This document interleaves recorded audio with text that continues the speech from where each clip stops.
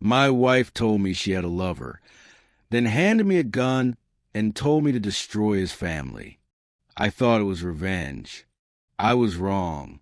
It was an invitation to a game in which I was the main piece, and I didn't even know the rules. The evening had started perfectly. Too perfectly, as I'd soon realize. The smell of roast with rosemary filled our kitchen. A bottle of her favorite expensive red wine sat breathing on the table. Tonight we were celebrating 10 years. 10 years that I believe were absolute happiness.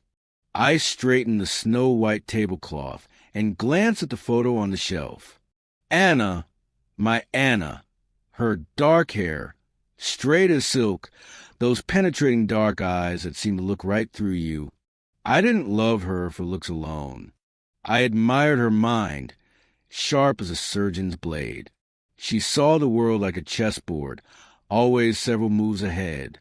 I was happy to be her most loyal piece, her king she protected so skillfully. Or so I thought. The door clicked. She came in. Anna, "Hey, sweetheart," I said, stepping forward to hug her, but hit a wall cold. She stood in the entryway, still wearing her coat. Her face was unreadable, like a porcelain mask. No hint of a smile. The air in the room turned heavy and icy. "We need to talk, Michael." Her voice was flat, emotionless, like she was reading a quarterly report. My heart skipped. I led her into the living room where the set table looked suddenly ridiculous, an ill-fitting decoration. Something happened at work? I asked, clinging to hope. She shook her head slowly, then looked straight at me with no remorse. Only steel. "I'm seeing someone else," she said as if stating a fact, like announcing it was raining outside.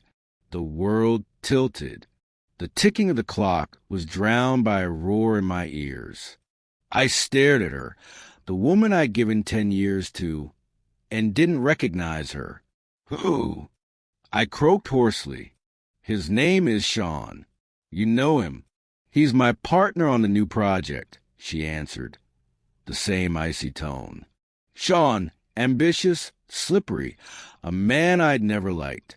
He was married. I knew that. Why?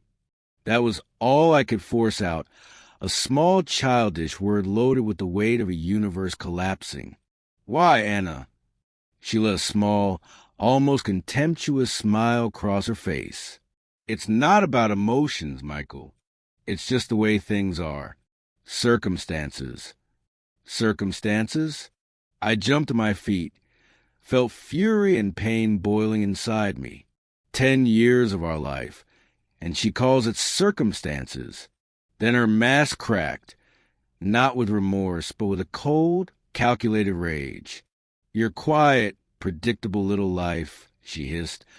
I was suffocating in it. The argument flared, but it wasn't two people in love fighting. It was an assault. She struck again and again, and all I could do was try to stay on my feet. At some point, driven to the edge, I grabbed her hand. Did none of this mean anything? I asked, pointing to her wedding band. Her eyes flashed. Slowly, with theatrical disdain, she slid the ring off and flung it at me. The thin band of gold, our symbol, hit my chest and fell to hardwood with a dull sound. That sound felt like a funeral bell for our marriage. Anna looked at me with disgust. "Your world of honor and fidelity is over," she said, deliberate and cold. "Go on. Be the good guy you always were. Tell his pathetic wife everything. She deserves to know, doesn't she?" It wasn't just cruelty. It was a provocation. She wasn't only destroying our life. She was handing me the instrument to destroy someone else's. She turned, grabbed her bag, and walked out without looking back. The slam of the door was like a gunshot.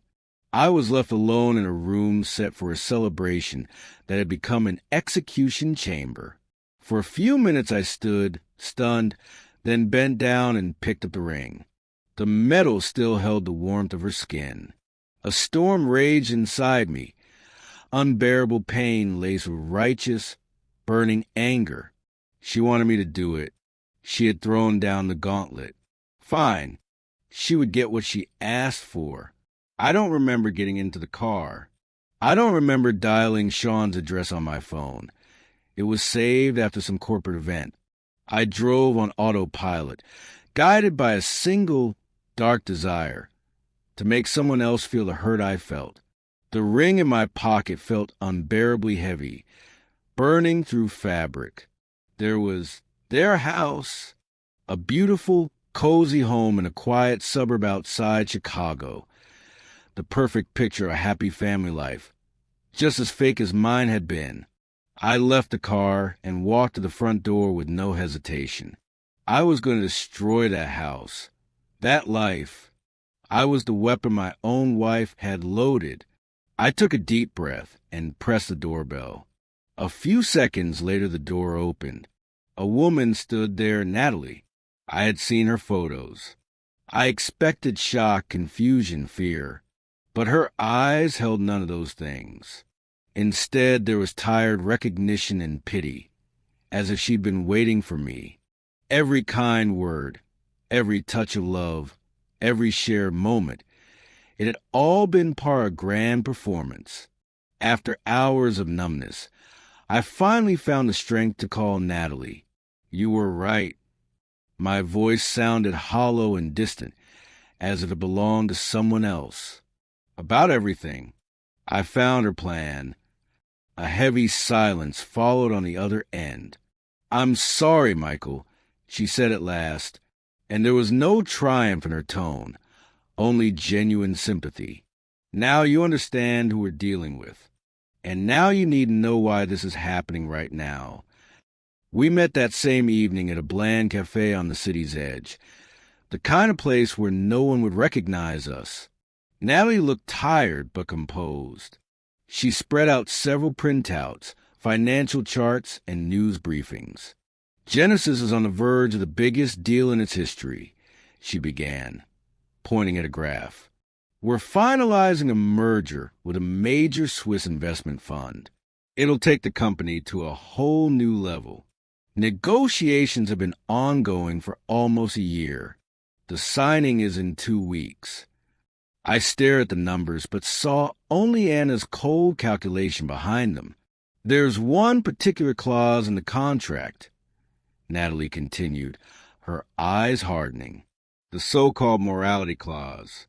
It's standard in big deals like this. It allows investors to withdraw immediately without penalty if a public scandal casts doubt on the reputation of key executives. That means me. And then everything clicked into one monstrous picture. The timing, it was all about the timing. Anna had waited for this moment, the company's most vulnerable point. She didn't just want revenge.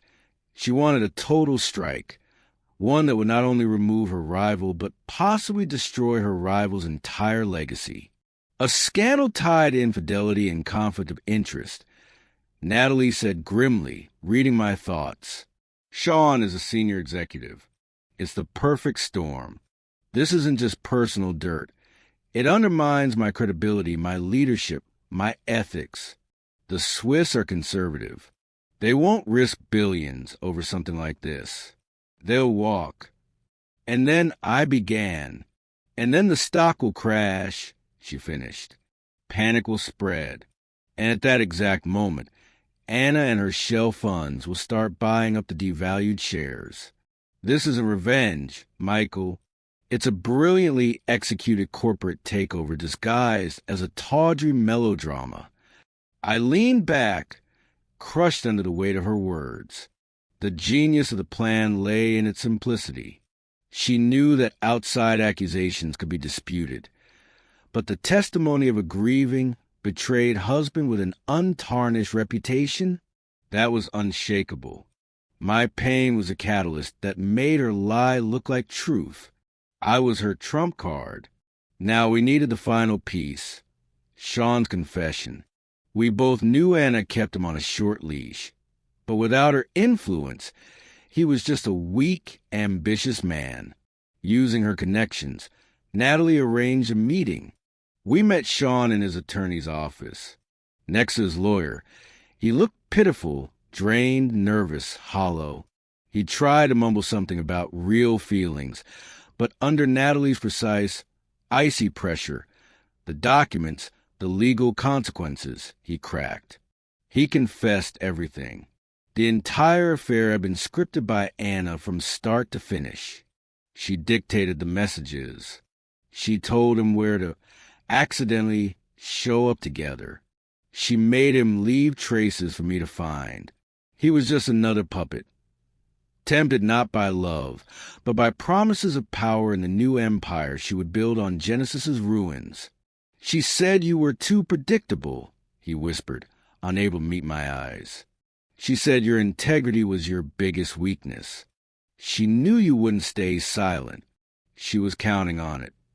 That night, the bomb went off. Just as Anna planned, the story leaked to the press. First on a gossip blog, then picked up by major business outlets.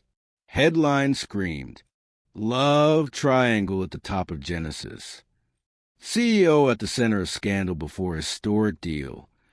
My name appeared in every article as the betrayed husband. Reporters called nonstop. The world I knew was collapsing. Publicly, spectacularly. The pressure on Natalie was immense. The board demanded answers.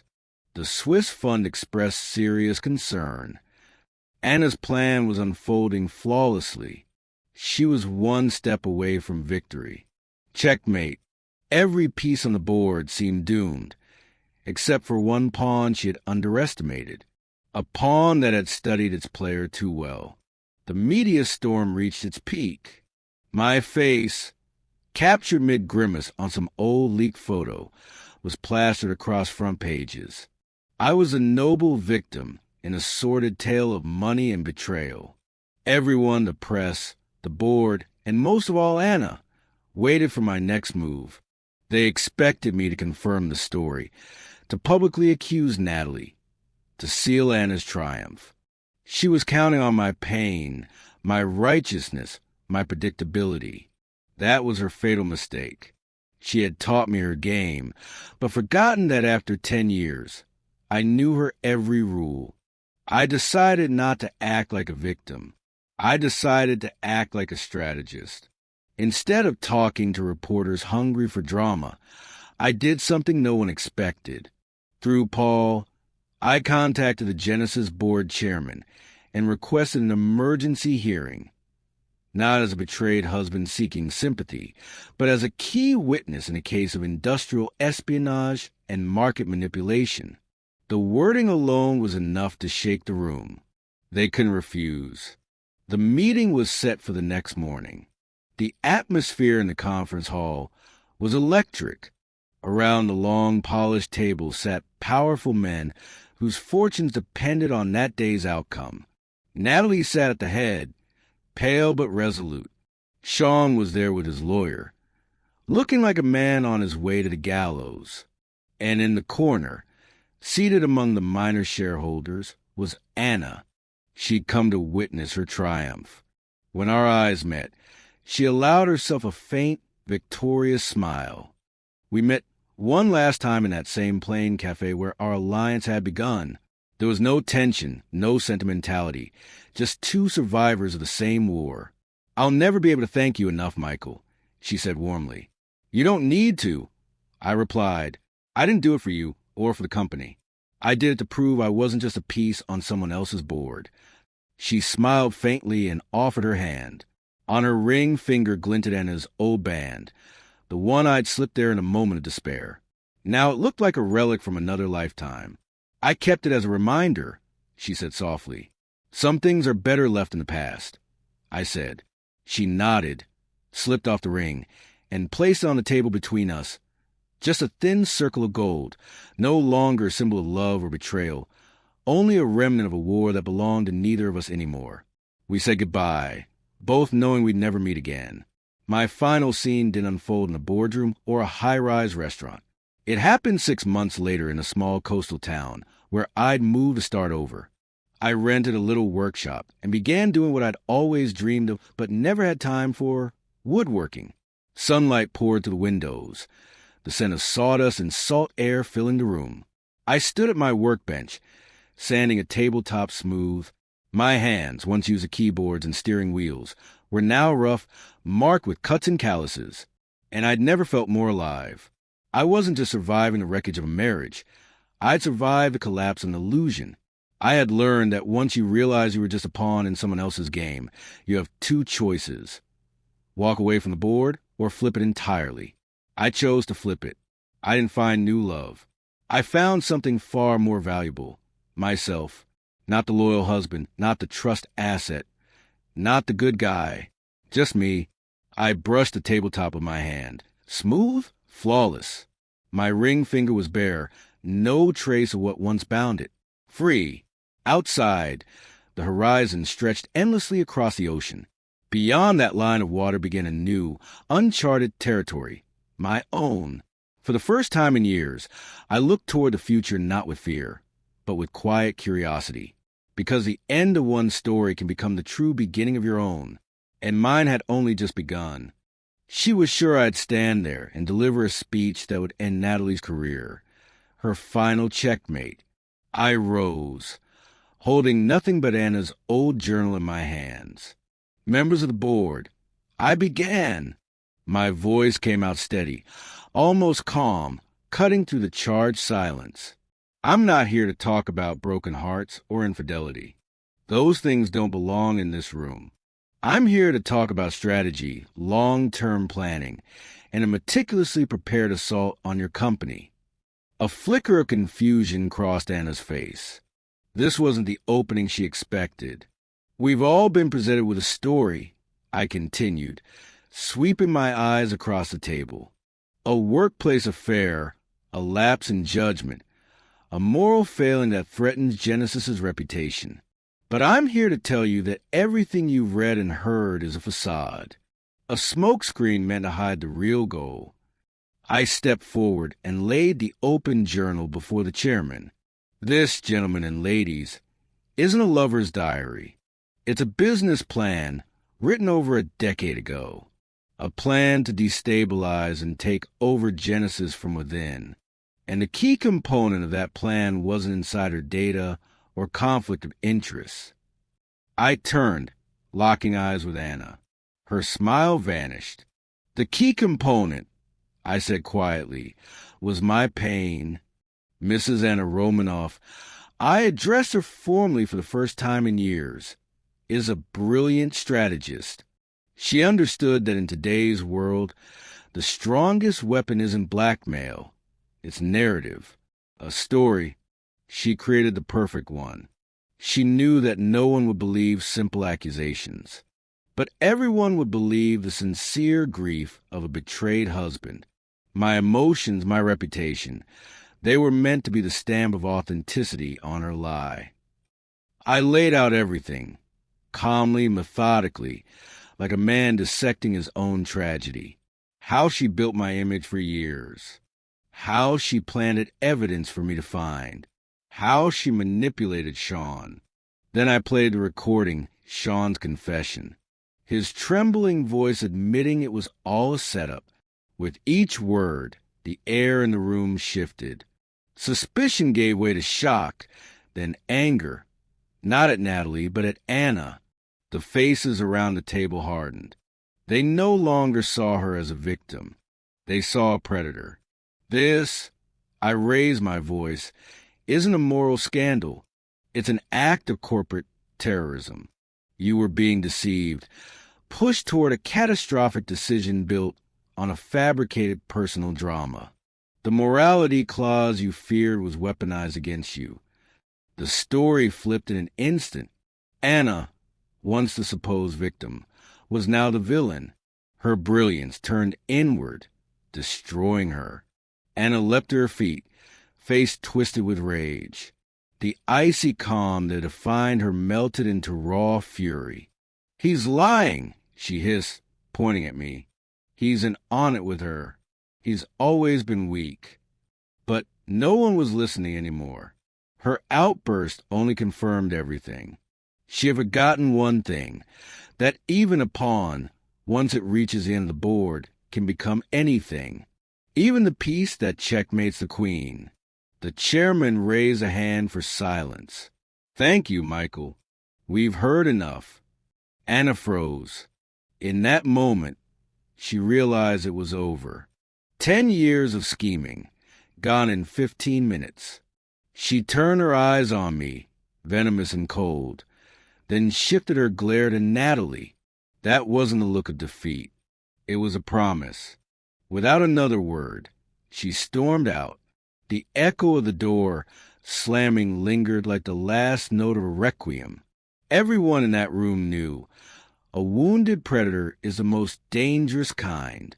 The game was exposed, but the queen was still on the board. When the board members left for a closed session, I turned to Natalie. "She's not done," I said, staring at the empty chair. "She'll burn everything before letting you win." Natalie nodded gravely. "I know. She'll go scorched earth." And she did. In the next 48 hours, Anna launched a total war, flooding financial media with fake leaks, forged Genesis documents, reports of hidden debt and falsified earnings. It was chaos, meant to spark panic and drive away the Swiss investors for good. But this time, she wasn't the only strategist in the game. I knew her patterns, her contacts, her love for contingency plans. While she unleashed her final blow, Natalie and her cybersecurity team were already 2 steps ahead. When the forged reports hit the web, we were ready. Natalie's team immediately released counter-evidence, digital forensics, exposing the fakes and tracing them back to Anna's network. The counterstrike was devastating. Her last assault turned into self-destruction. She was no longer a betrayed wife or a cunning rival. She was a criminal manipulating the market. Legal repercussions came swiftly. Her assets were frozen. A criminal investigation began. The revenge she'd nurtured for a lifetime finally consumed her. Months later, the dust settled. The merger went through. Genesis became a global powerhouse. Natalie's reputation, once at risk, emerged stronger than ever. A corporate attack. A weapon. It sounded like a cheap thriller plot, not the shattered mess of my own life. My mind fought that version fiercely, clinging to the simpler, more human truth. My wife didn't love me anymore. That hurt, but at least it made sense. Natalie's theory turned my private tragedy into cold, inhuman calculation and painted Anna as a monster. I wouldn't believe it. First thing I did was call Paul, my best friend. He listened to my halting, confused account with the practical calm I'd come to rely on. "Hold on, Mike. Let's go step by step," he said. His steady voice was an anchor in the storm. "So the wife of your rival says the whole affair is a show to take over her business? Sounds insane. Like she's blaming someone else and trying to make her cheating husband look innocent." I breathed out, relieved. That's what I thought. It's absurd. I saw the evidence myself. "Maybe," Paul said, "but if she's lying, it's a very well-crafted lie. Let's check everything quietly, carefully. If she's wrong, we'll prove it, and you can move on knowing the truth." His plan gave me a purpose. I needed to disprove Natalie to protect the last thing I had left. 10 years of memories that couldn't be all a lie. We started our own investigation. Paul, a brilliant sysadmin, helped me pull call records and credit card statements. Everything we found only confirmed the affair. A charge for a hotel room out of town, a restaurant bill for 2, dozens of late-night calls. I brought each new piece to Paul like proof, as if saying, "See? It was real." Even Paul, initially skeptical, began to notice oddities. "This is too clean," he said one night, studying another bill. All payments came from Anna's personal card. No attempt to hide traces. It was like she left breadcrumbs for you to find. Who does that when they want to hide an affair? His words planted the first seed of doubt. Anna had always been meticulous, planning vacations a year in advance, never leaving things to chance. This reckless carelessness didn't fit. The next day, a package arrived with no return address. I knew immediately who it was from. Inside, on a cushion of black velvet, were old photographs and folders of documents. The photos showed two teenage girls, Anna and Natalie, hugging, laughing, making faces at the camera. They looked like sisters, inseparable friends. Their joy on those faded prints cut like a knife against the cold chasm between them now. Beneath the photos were copies of legal papers, the old charter for Genesis, letters their fathers had exchanged. I read into the night. It wasn't just a story about one partner betraying another. It was a tragedy of two proud, stubborn men who couldn't agree and who destroyed what they'd built together. Anna's claim that her family had been robbed was a grotesque simplification. The truth was Messier. Her father had pushed to sell the company, effectively sacrificing a lifetime's work for quick money. Natalie's dad fought to preserve their legacy, and he won. Anna believed she'd been cheated. Convinced I'd sided with my father, I turned the pages, feeling the pieces fall into place. For years, Anna had been trying to take back what she thought belonged to her, buying shares, recruiting allies, waging a covert campaign while I ran the business my father left me. And now, at the most vulnerable moment in Genesis's history, she moved. But why involve me? As if answering, I found a line from Anna's mother to her father, written after their split. You are consumed by revenge. This obsession will poison you and our daughter. Let go of the past before it swallows our future. My hand shook. Anna hadn't let go. She'd absorbed her father's hunger for revenge and made it her own. But the final, crushing blow wasn't in Natalie's archive. It was in something I found at home. Desperate to disprove the monstrous theory, I rifled through Anna's old things. In the back of a closet, in a box of her college notebooks, I found a journal I'd never seen. The early pages were ordinary student notes, but toward the end I discovered something that stopped blood in my veins. Several pages written in her neat, careful script. Not diary entries, but a business plan. A detailed, step-by-step playbook for destabilizing and hostilely acquiring Genesis. She outlined vulnerabilities on the board, mapped financial flows, even had a section titled Psychological Operations.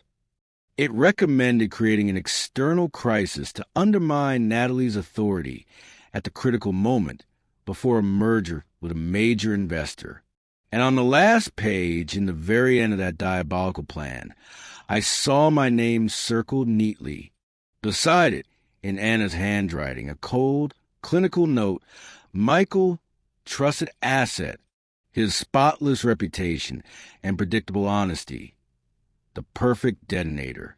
His loyalty will be her undoing and my primary weapon. I dropped the journal. The air left me. 10 years. All our smiles, our trips, our late-night talks, our shared dreams flashed before me like film. Now they were stained by this monstrous design.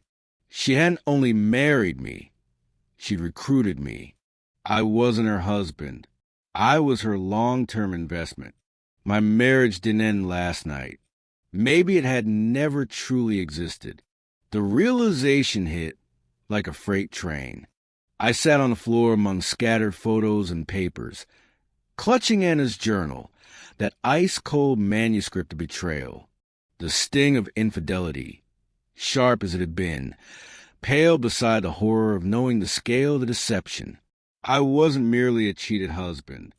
I had been selected, calibrated, and primed for 10 long years to play the role she needed. Betrayal can be a weapon, but who's really holding it? Subscribe to the channel to find out what's hiding behind this cruel game. And drop a comment telling us what city you're watching from. Your journey is only beginning. I stood on their doorstep, looking into her eyes, and all the righteous anger inside me began to evaporate, making room for an icy confusion. Pity, that's what I saw in her gaze. She looked at me not like a herald of the apocalypse, but like a lost child who'd wandered up with bad news the grown-ups already knew. That knocked me off balance harder than if she'd screamed or cried. But I'd come with a mission. The pain boiling inside demanded release. Your husband? I started, my voice broke into a rasp. I cleared my throat and forced myself to sound firmer. Sean, he's sleeping with my wife. The words hung in the cool evening air. I braced for anything. Denial, tears, anger. Natalie only nodded slowly, as if I confirmed a weather forecast she already expected. Her calm was unnatural. It frightened me. I know, she said softly. Her answer landed like a punch. I'd come to blow her world up, only to find it already in ruins, and she'd long since learned how to live among the debris. My mission was suddenly meaningless, but the symbol of that betrayal still burned in my pocket. I pulled Anna's ring out. The gold glinted dimly under the street lamp. She threw it at me. I said it meant nothing. I held the ring out on my open palm. Natalie looked at it, then back at me. For a moment, a flicker of emotion crossed her face. Not pain, exactly, more like bitter understanding. She always loved the dramatic gestures, she murmured with a faint, unreadable smile. My anger came roaring back, fed by the weird detachment in her voice. I stepped forward and took her left hand. She didn't pull away. Her fingers were cold as ice. Driven by a desperate impulse and the need to share my agony, I slid Anna's ring onto Natalie's ring finger next to her own band. This is the symbol of their lie. I declared, now it belongs to us. It was a last-ditch attempt to forge an alliance, a brotherhood of the betrayed. She lowered her eyes and stared at the two rings on her hand, her own and the 4-in-1. Then she took a deep breath that seemed to carry years of weight. When she looked up, pity was gone. In its place was a hard, merciless clarity. I knew this day would come. Anna never gives up, she said, her voice steelier now. She looked straight into me. You need to understand something, Michael. There is no simple love affair here. At least, not from her side. My husband is nothing but a tool. And you are the weapon. I froze. The words echoed in my head, empty and absurd. Weapon? What are you talking about? I said. It sounded crazy even as I said it. She gestured for me to come inside. The house was quiet and Spartan. No family photos, no flashy displays, just functional furniture and stacks of books. You think you're the victim of a cheap affair. You're wrong. You're a key player in a carefully planned corporate strike. She poured water into 2 glasses and handed one to me. My hands trembled so badly the water sloshed. Anna and I grew up together, she began, and her voice softened with memory. Our fathers were partners. They built a tech company from scratch, Genesis. It was their life's work. Anna and I were like sisters. We swore we'd run it together someday. She paused, staring out into the night. But then our fathers had a terrible falling out over the future of the company. Anna's father wanted to sell to an international conglomerate. My father wanted to keep the company independent. The fight destroyed their friendship and split our families. In the end, my father won the legal battle. Anna's family took a big payout, but they lost control. She always believed she was robbed, that I betrayed her by siding with my dad. I listened, bewildered at how an old family feud could possibly connect to me. For the last 10 years, Anna has been trying to get back what she thinks is rightfully hers. She bought stock, searched for allies, waged a backroom war, while I ran the company my father left me. Now Genesis is at its most vulnerable moment ever.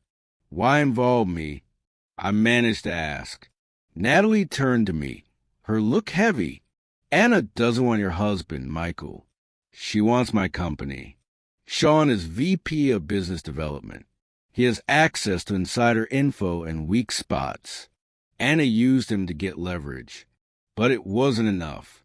She needed something bigger, a scandal, a public, dirty scandal that would destroy my reputation and force the board to remove me. I still refused to accept it. My mind clung to the simple, understandable pain of betrayal. But I saw their messages. I blurted passionate texts. I know they met. I smelled his cologne on her clothes. Natalie gave a bitter smile. Of course you saw that. Anna is a master planner. She's obsessive about details. She wanted you to find those clues. She planted evidence one by one, slowly undermining your confidence. She counted on your reaction. She stepped closer. Her voice dropped but became even sharper. She needed your real, honest pain. Your broken heart isn't collateral damage, Michael. It's the central part of her strategy. Because when you, a respected, truthful, betrayed husband, come forward and tell that story, people will believe you.